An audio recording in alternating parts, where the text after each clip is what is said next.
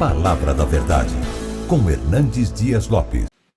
Meus irmãos, nós vamos abrir a Palavra de Deus no Evangelho de Jesus Cristo, conforme o relato de Mateus. Mateus, capítulo 26, versos 36 a 46.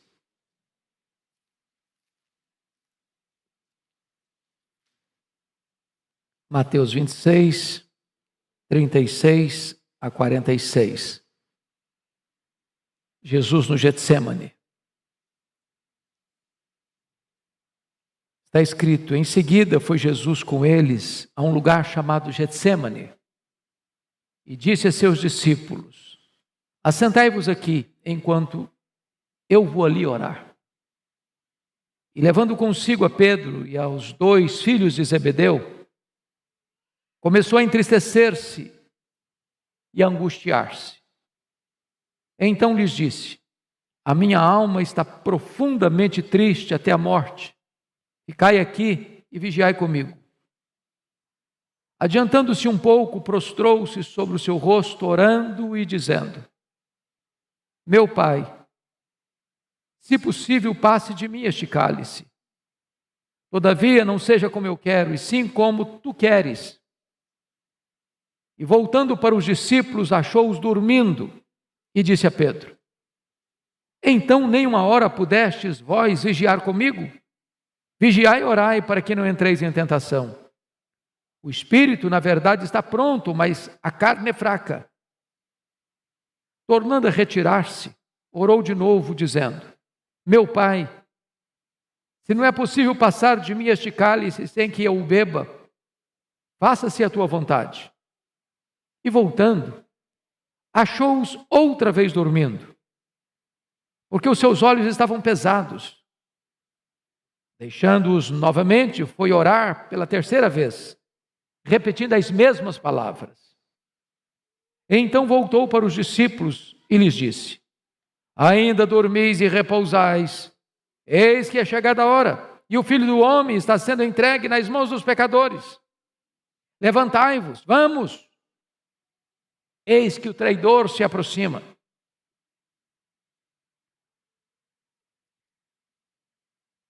Meus amados irmãos, na terça-feira da chamada Semana da Paixão,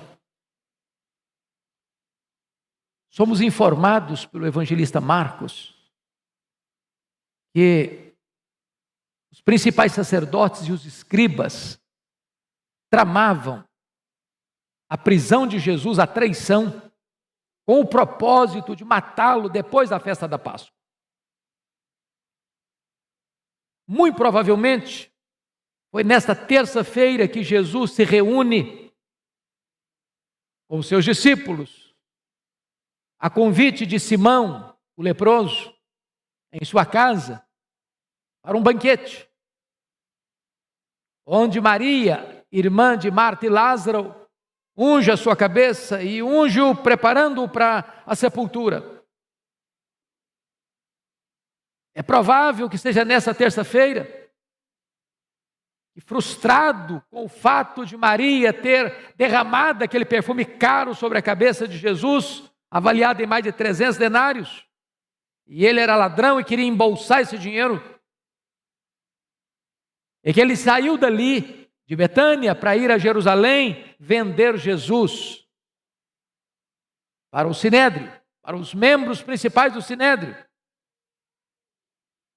E então, na quinta-feira, Jesus no cenáculo se reúne com seus discípulos para celebrar sua última Páscoa e transicionar a Páscoa judaica para a Santa Ceia, o sacramento da ceia. E ali Jesus Cristo ensinou as lições mais preciosas para os seus discípulos. Falou para eles do céu, falou para eles da segunda vinda, falou para eles do derramamento do Espírito Santo, prometeu a eles a sua paz. Ali o Senhor Jesus Cristo lavou os pés dos seus discípulos. E ali, no cenáculo, Satanás entrou em Judas, o traidor. Depois de inaugurar a nova aliança em seu sangue, instituindo a ceia, Jesus cantou um hino e saiu com seus discípulos naquela noite fatídica, quando o sinédrio tramava a sua morte, quando os bastidores eclesiásticos já conspiravam contra Jesus. Também Jesus alerta Pedro que naquela noite Pedro negaria. E então eles saem do Monte Sião, do cenáculo, descem as encostas, atravessam o Vale do Cedron e penetram no jardim do Getsemane, lugar conhecido e costumeiro onde Jesus orava.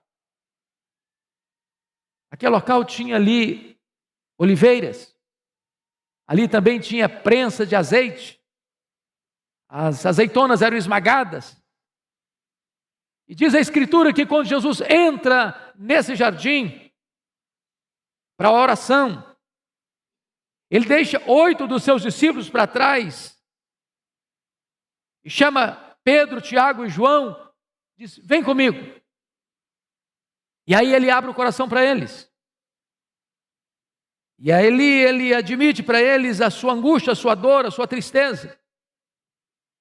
E ali Jesus passa por aquilo que nós chamamos do vale mais profundo da dor e do sofrimento, seu Getsemane. À guisa ainda de introdução, eu quero dizer a você que, embora usemos esse texto para retratar o vale da nossa dor, o Getsemane foi único na vida de Jesus. Nenhum ser humano jamais terá condições sequer de entender plenamente o que Jesus enfrentou no Getsemane. Nenhum ser humano jamais vai enfrentar a dor e o sofrimento que Jesus suportou no Getsemane.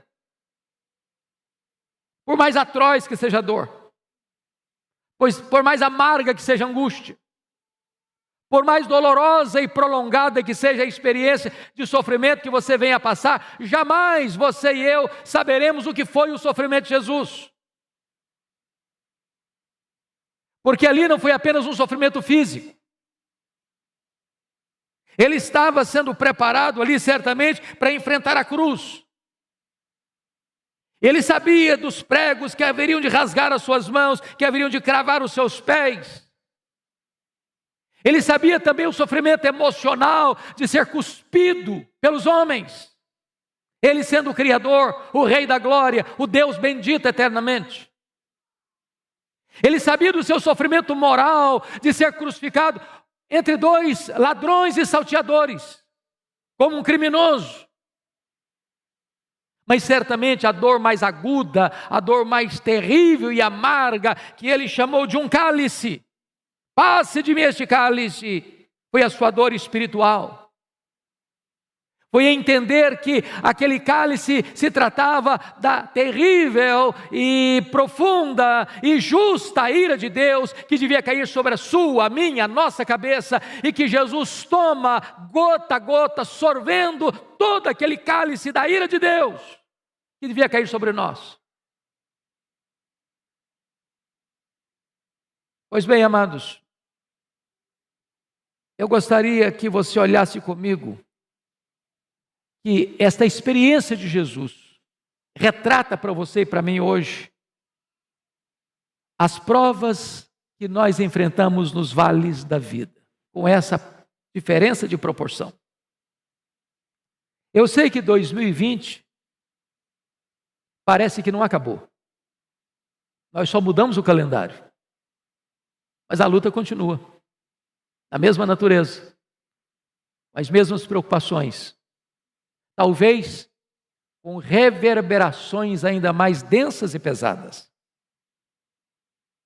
Eu não sei a história de cada um, mas quando você caminha no meio de uma multidão e às vezes olha aquela multidão passando, indo, vindo, passando, indo, desaparecendo das suas vistas, cada pessoa esconde uma história de dor. Seja um jovem, seja um homem maduro, uma mulher madura, seja uma pessoa de cabelos brancos, ou já com a sua face sulcada de rugas. há uma dor que lateja, que pulsa. Eu não sei quais são as provas, eu não sei quais são suas dores, eu não sei quais são os seus dramas, eu não sei quais são as suas lutas, eu não sei quais são os seus vales, eu não sei qual é o seu Getsemane. Mas eu queria hoje, à luz desse texto, olhar com você que tipo de provas nós enfrentamos nesse vale. Primeiramente, olha comigo o verso 38. Enfrentamos a tristeza e a angústia. Chama a sua atenção para o fato de que Jesus, ao entrar no Getsemane, primeiro admite a sua angústia para si mesmo, no verso 37. E levando consigo a Pedro e aos 2 filhos de Zebedeu, começou a entristecer-se e angustiar-se. É aquela coisa pessoal, particular, do seu quarto fechado, que você não conta para ninguém. É aquele drama que você está vivendo, e só você e Deus sabem. Jesus começa a se angustiar. Ele não abriu o coração ainda. Ele está curtindo essa dor com ele mesmo. Mas em segundo lugar, olha comigo o verso 38. Ele admite a sua dor para os seus discípulos. Então lhes disse: a minha alma está profundamente triste até a morte.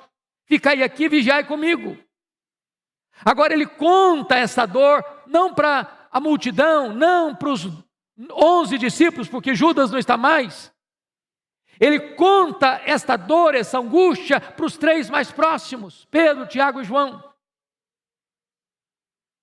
Há determinados sofrimentos na nossa vida, irmãos, tão profundos, tão agônicos, tão amargos, que você não tem coragem de contar para os seus colegas. Você só conta para a gente da sua intimidade. Mas notem comigo, no verso 39, Jesus mostra agora esta angústia para o Pai.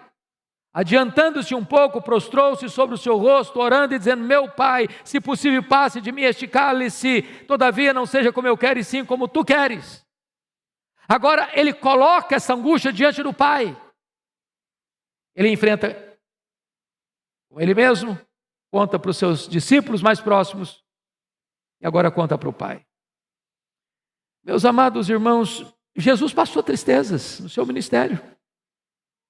Ele ficou triste, chorou com a morte de Lázaro. Ele se entristeceu e chorou quando ele entrou em Jerusalém. Mas agora Jesus está revelando a sua humanidade e evidenciando a sua tristeza no seu Getsemane. Ele começa a se entristecer. Ele confessa a sua tristeza. Ele chama e clama: se possível passe de mim esse cálice. Ele ora 3 vezes para que isso aconteça. Então eu quero afirmar a você que está aqui hoje, talvez passando por lutas na sua vida, na sua casa, que a tristeza e o sofrimento e a angústia não é uma coisa estranha à vida cristã. Mas talvez você pergunte: por que Jesus estava angustiado? Qual era a causa? Será que era a consciência de que de fato Judas haveria de entregá-lo?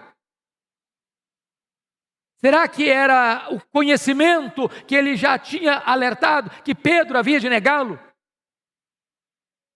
Será que era a realidade que ele mesmo havia dito aos seus discípulos: nesta noite todos vós vos escandalizareis comigo, como está escrito, ferirei o pastor e as ovelhas ficaram dispersas e os seus discípulos o abandonariam?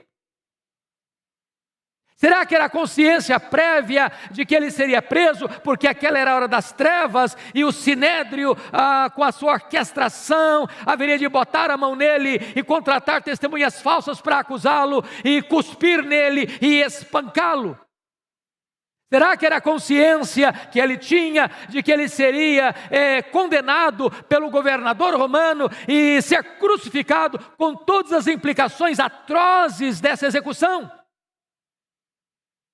Certamente, amados irmãos, não obstante ter o aspecto temporal desse sofrimento, físico desse sofrimento, moral desse sofrimento, o sofrimento de Jesus é eminentemente espiritual. É a certeza de que ali na cruz, ele haveria de dar um grito de desespero: Deus meu, por que me desamparaste? Porque o pai desamparou o seu próprio filho na cruz. Descuido, desamor, falta de solidariedade. Talvez esteja aqui, irmãos, o maior mistério do quanto Deus nos amou. Quando o apóstolo Paulo, entendendo isso, vai escrever: aquele que não poupou a seu próprio filho, antes por todos nós o entregou. Entregou a quê? A morte de cruz. Quando Jesus Cristo se coloca no seu lugar e oferece o seu peito para suportar a espada da lei. Quando a condenação que haveria de vir sobre a sua vida, ele recebe sobre ele mesmo, porque diz a Escritura que ele foi carregando sobre o seu corpo, no madeiro, os nossos pecados, e naquele momento ele foi feito pecado por nós. Não havia beleza nele. Ele foi feito maldição em nosso lugar.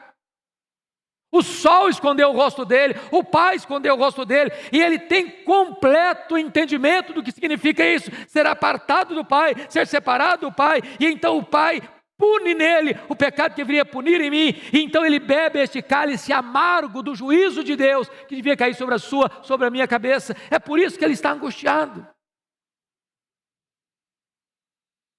Quantas vezes, neste grau humano, você e eu também temos que passar pelo Getsêmani da dor, da tristeza, da angústia.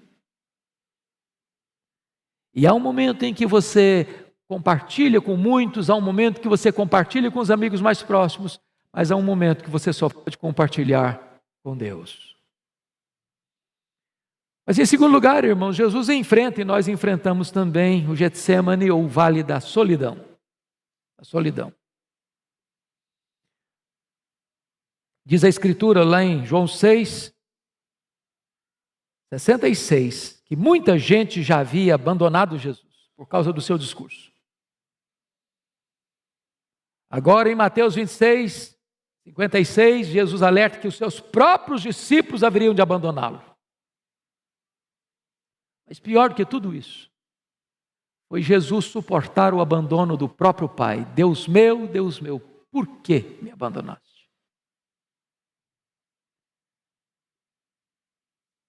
Muitas coisas Jesus disse às multidões que o acompanhavam.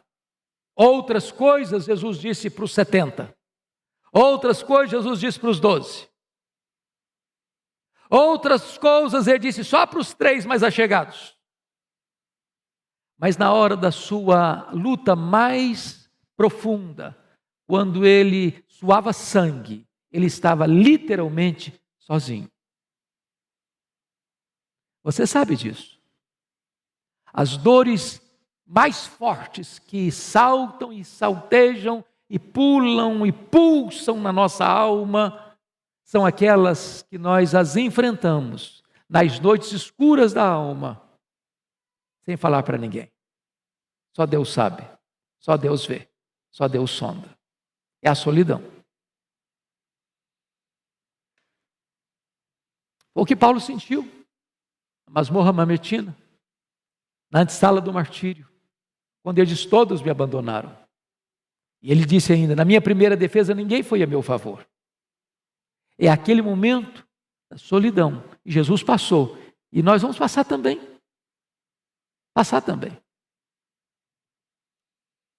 Mas notem comigo, amados, uma terceira coisa. Jesus enfrentou o vale, a prova, o Getsêmani da ingratidão. Se você parar para imaginar que Jesus chama Judas Iscariotes como um apóstolo. Se você imaginar que Jesus capacita este homem, treina este homem para pregar, e ele prega.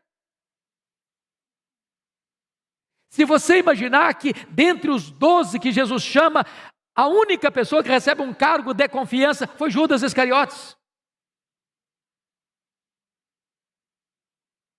Se você parar para imaginar que até mesmo na hora em que Jesus sabe que Judas é um ladrão, que Judas é do diabo, que Judas vai traí-lo, que Judas já o vendeu para o sinédrio, ainda Jesus lava os seus pés. Se você imaginar que quando Judas capitaneia a turba que vem armada até os dentes para prender Jesus como se ele fosse um perigoso criminoso, e Judas entra para liderar a turba, para dar a senha para que Jesus seja preso, deposita na face santa de Jesus o beijo traidor, e Jesus o chama de amigo. Se você imaginar que Pedro, que garantiu a Jesus que ainda que todos o abandonassem, ele jamais, porque estava pronto a ir com ele para a prisão e para a morte, e Pedro vai negá-lo covardemente. Se você parar para imaginar que todos os outros disseram, não, nós estamos prontos a ir contigo também para a prisão e para a morte, e todos fugiram acovardados. O que Jesus está enfrentando aqui é o drama da ingratidão. Ingratidão. E sabe, amados, talvez das dores da alma, uma das mais profundas, é quando as pessoas em quem você investiu viram as costas para você, ou apunhalam você pelas costas, nas horas mais cruciais da sua vida. É o que Jesus está enfrentando. E que talvez nós um dia enfrentaremos. Mas a questão básica que eu quero destacar não é nem as provas, mas é como vencer essas provas. Como Jesus venceu essas provas? Primeiramente, através da oração. E sabe, Jesus deixou isso claro para os seus discípulos. Jesus tinha consciência daquela hora. Os discípulos deviam ter consciência dessa hora, porque saber que nos bastidores a coisa estava densa, eles sabiam. E Jesus os alertou, vigiai e orai, para que não entreis em tentação. E Jesus, então, diz a Escritura, ele vai orar. E quando Jesus vai orar, ele tem 5 aspectos muito claros da sua oração. Primeiro, olhem comigo, amados irmãos, por gentileza. Jesus ora com humilhação. Pensa comigo nisso. Eu, quando leio esse texto, eu fico com o coração compungido, porque Jesus é o Rei da Glória, Ele é o Criador do universo. E diz a Bíblia que Ele se prostra, com o rosto no chão. E Hebreus 5,7 nos faz entender melhor. Ele ofereceu clamores ao que podia libertá-lo da morte, com forte clamor e lágrimas. Jesus não está só orando, não, Ele está chorando. Ele não está só orando e chorando, não, Ele está prostrado. Ele não está apenas orando, chorando e prostrado, não, ele está com o rosto no chão. O Rei da Glória está orando de forma a prostrar-se com o rosto em terra. Mas em segundo lugar, irmãos, a oração de Jesus não foi só uma oração de humilhação, foi também de intensidade. Porque se você olha o relato de Lucas, Lucas disse que no segundo período de oração, foram 3, a agonia dele, aliás, na segunda período da oração, o anjo veio para consolá-lo, mas o anjo não veio para consolá-lo no sentido de livrá-lo da batalha, mas de fortalecê-lo para a batalha mais renhida ainda. Porque no terceiro período, ele já não chora só mais não, agora ele sua sangue, agora ele molha o chão não só com as suas lágrimas, mas também com o seu sangue. Uma oração intensa. Mas em terceiro lugar, a oração de Jesus foi perseverante. Ele orou 1, ele orou 2, ele orou 3 vezes. E Mateus nos informa que ele orou não apenas 3 meses, mas ele repetiu as mesmas palavras. Que palavras? Pai, se possível, passe de mim este cálice. Pai, se possível, passe de mim este cálice. Mas talvez quando você lê, é uma frase. É uma frase. Mas o primeiro período de oração de Jesus durou pelo menos 1 hora, porque a queixa de Jesus com Pedro foi essa: nem 1 hora pudeste vigiar, nem 1 hora. Eu não sei se você tem o hábito de orar, mas se você não tem, experimente dobrar os seus joelhos e orar 1 hora ininterruptamente. Sabe o que vai acontecer? Você não vai ter assunto. Não vai ter. Quem não tem o hábito de orar, ora 5 minutos, não tem mais nada para falar.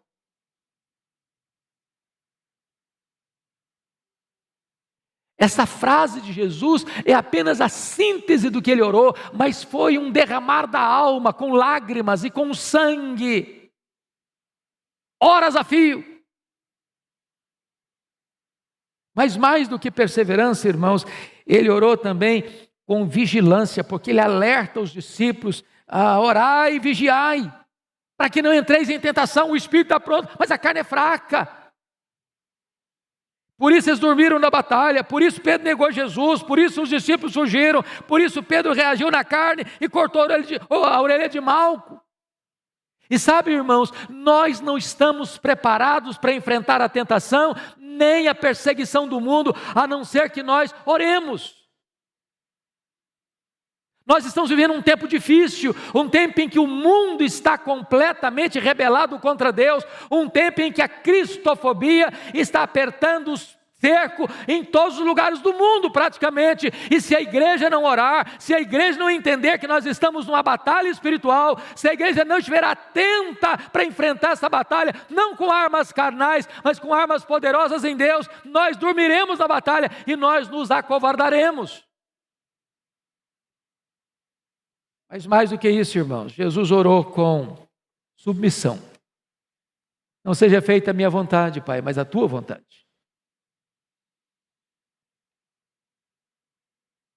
Quando os nossos primeiros pais lá no Éden quiseram fazer a vontade deles, não a vontade do Pai, a raça humana caiu. Mas quando Jesus disse, não seja a minha vontade, mas a tua vontade, e submeteu à vontade eterna do Pai, então os pecadores podem ser redimidos, e redimidos pelo sangue do Cordeiro.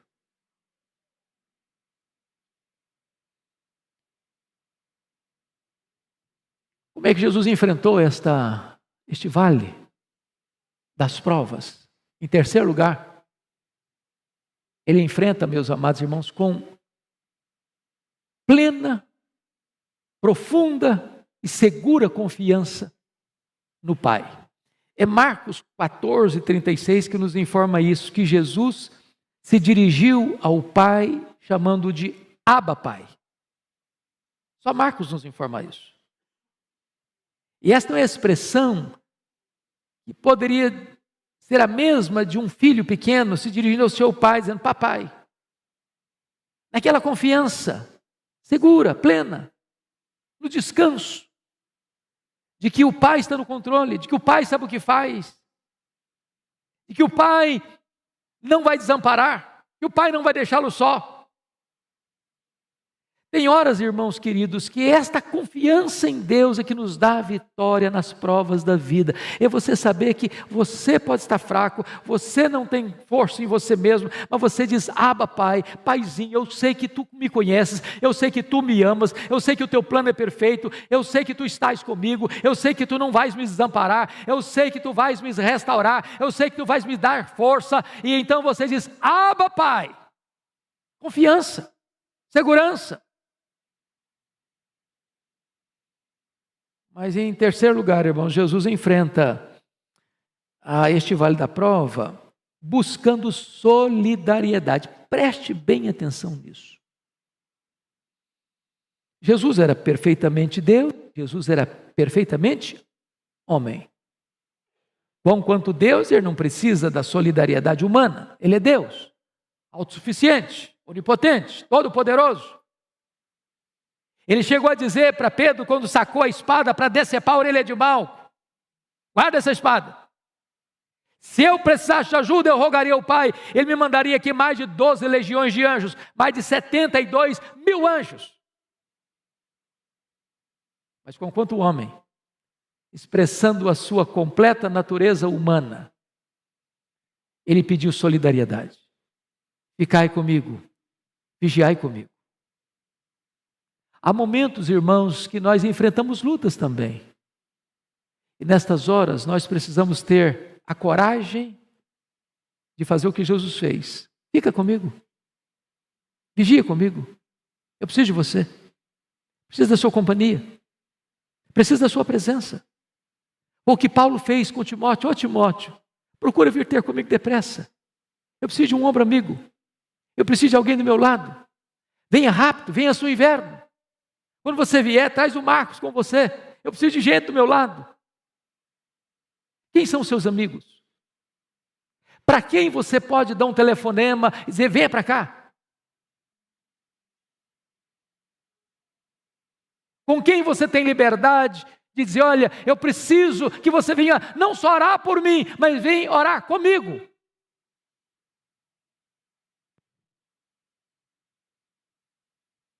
Pois bem, amados, mas Jesus enfrenta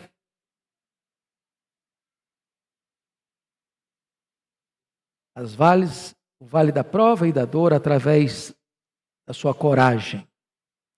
Porque notem comigo, verso 46, Jesus disse para os seus discípulos: levantai-vos, vamos, eis que o traidor se aproxima. Ele não ora para fugir, ele ora para enfrentar. Oração não é método de fuga, oração é capacitação de enfrentamento. E é João que escreve sobre o Getsemane numa outra perspectiva. João não aborda os dramas de Jesus no Getsemane. O relato de João é para mostrar a vitória de Jesus. Porque quando a turba está chegando, armada, com porretes, com espada, com soldados, com liderança do Sinédrio, com Judas capitaneando a turba, naquela noite trevosa, é Jesus quem se apresenta e pergunta: a quem buscais? Responderam: a Jesus o Nazareno. E Jesus: sou eu. E caíram por terra. A hora que se levantaram, Jesus pergunta de novo: a quem buscais? A Jesus o Nazareno. Pois sou eu. Em outras palavras, meus irmãos, quando Jesus se levanta do seu terceiro período de oração, não tem mais angústia, não tem mais choro, não tem mais sangue sendo derramado no chão de suor. Tem coragem, tem determinação, tem preparo, tem enfrentamento. Você não vai notar nenhuma palavra de Jesus mais de angústia. Ele vai ser cuspido, ele vai ser esbordoado no sinédrio, ele vai ser condenado e açoitado no pretório romano, ele vai carregar um lenho maldito sobre as ruas de Jerusalém, ele vai ser crucificado. Não tem uma palavra sequer onde ele demonstra a sua tristeza. Sofrimento sim, tenho sede, mas triunfo, vitória, segurança, vitória e determinação. E ele encerra dizendo: está consumado. Pai, nas tuas mãos eu entrego o meu espírito. Amados irmãos, é muito importante você entender isso, que nós precisamos de orar para termos coragem. Coragem. Eu li há pouco tempo uma frase muito curiosa. São esse tipo de sabedoria popular. Na carroceria, na traseira de um caminhão, no paralama de um caminhão. E a frase era essa: se correr, o bicho pega. Se ficar, o bicho come. Mas se orar, o bicho foge.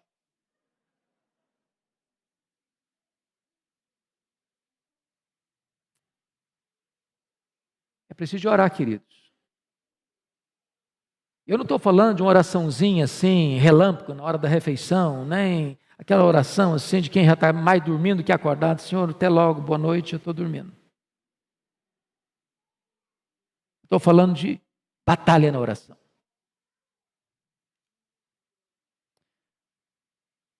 Louvado seja Deus, o Senhor Jesus, conforme Lucas 22, 43, recebe também o consolo do Pai. Vem um anjo para consolá-lo. Eu quero dizer para você que se a luta é grande, se a prova é profunda, se o vale é escuro, se você está passando pela prova, se a sua família está passando pela prova, eu quero dizer a você que Deus é o Deus também que traz consolo. Ele enxuga as lágrimas, Ele apruma você, Ele anima você, Ele prepara você, Ele equipa você para enfrentar suas lutas. Você não está sozinho. Você é fraco, mas Deus é forte. Você não tem força, mas Ele fortalece os seus braços e adestra os seus braços para a batalha. Você não tem coragem, mas é Ele quem dá coragem para você. E mais tarde o Senhor derramou o seu Espírito, e aqueles homens acovardados viraram gigantes. E esse mesmo Espírito que deu coragem àqueles homens lá, está entre nós, está dentro de nós, está sobre nós, e Ele vai nos capacitar a enfrentar os desafios de 2021, os desafios daqui para frente, em nome de Jesus. A igreja não ficará acovardada, a igreja não ficará intimidada, você não há de ficar intimidado em nome de Jesus. Haja luta, haja prova, seja física, seja financeira, seja moral, seja espiritual, seja familiar. Deus vai equipar você, Deus vai fortalecer você, Deus vai consolar você, e Deus já fez de você uma pessoa mais do que vencedora em Cristo Jesus, nosso Senhor.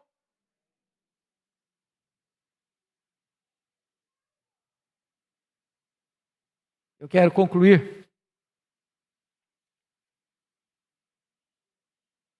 dizendo que Jesus entrou no Getsêmani profundamente triste, mas ele saiu do Getsêmani profundamente fortalecido, vitoriosamente fortalecido.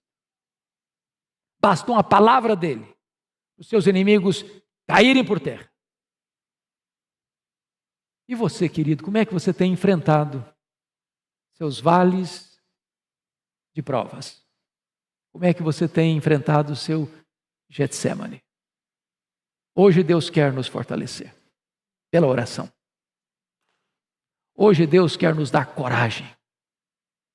Hoje Deus quer nos dar a disposição e a humildade de dizer para alguém próximo de nós: olha, eu preciso que você fique comigo. Fica do meu lado, vigie comigo. E hoje Deus é poderoso para mandar não só um anjo, mas a própria terceira pessoa da Trindade, o Espírito Santo, como Supremo Consolador, que está em você, que habita em você, que transborda de você, para confortar a sua alma, para enxugar suas lágrimas, para terapeutizar a sua dor e para fortalecer você, para você ser corajoso e mais do que vencedor. Vamos ficar em pé, queridos, e vamos orar.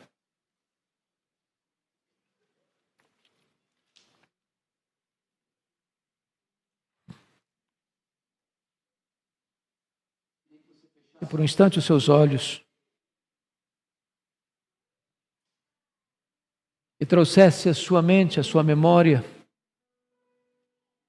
quais são as lutas que você e a sua família estão enfrentando desde o começo de ano. Quais são os seus temores? O que é que tem preocupado você, tirado o seu sono?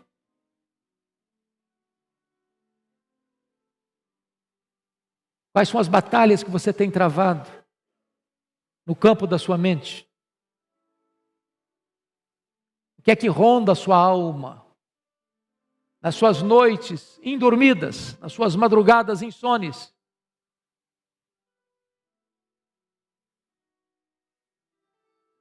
Muito embora nós jamais enfrentaremos um Getsêmani com a mesma natureza daquele que Jesus enfrentou, nós também passamos pelos nossos vales.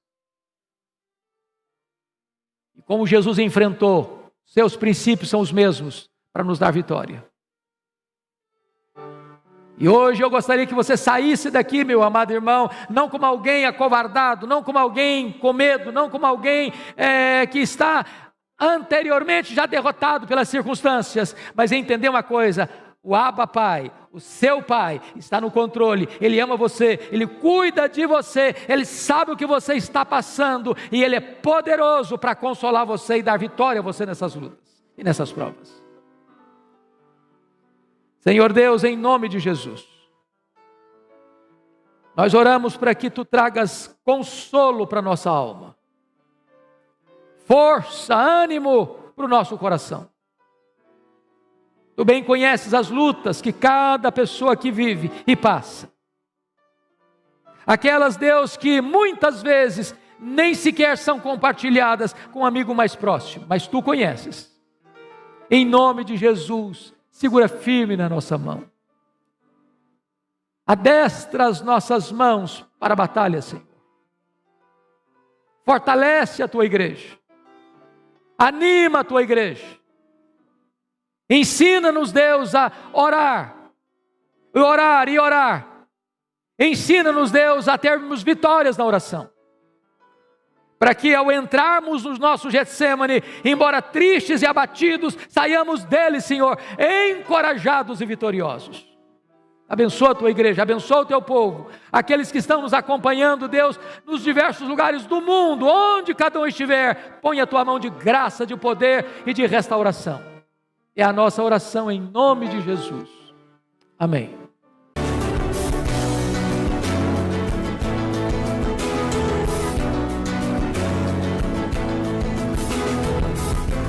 Palavra da Verdade, com Hernandes Dias Lopes.